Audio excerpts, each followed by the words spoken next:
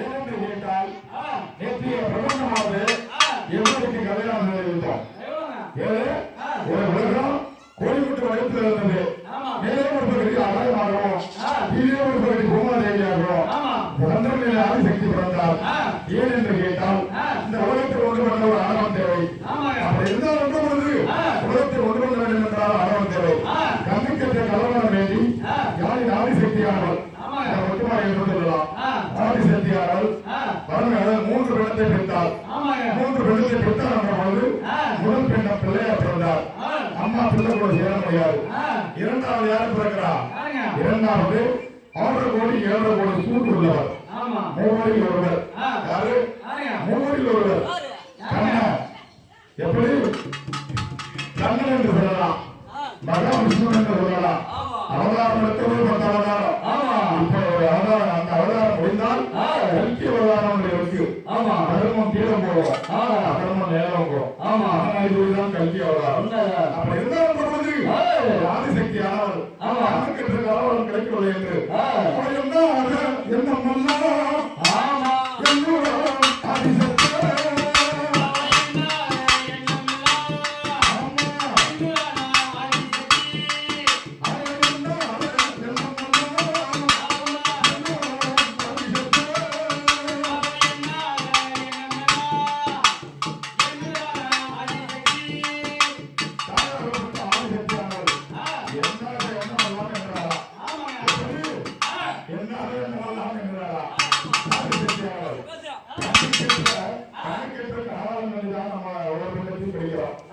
முதல் பிடித்தவர் பிறந்த பொழுது வேலைகள் பார்த்தார். அம்மா பிள்ளை கூட சேர முடியாது. பார்த்தால் ஆதிசக்தியானவள் பக்கத்திலே அவர் செய்தார்.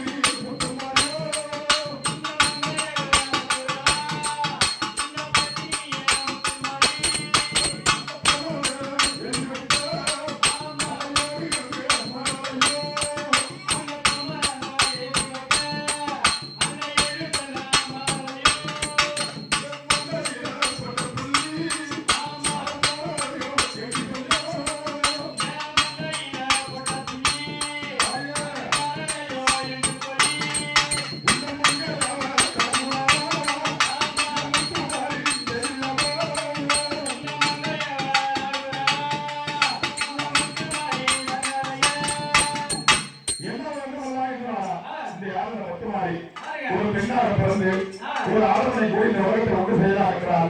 முந்தி பிறந்த ஒரு விநாயகர் பெருமான் அம்மா பிள்ளை கூட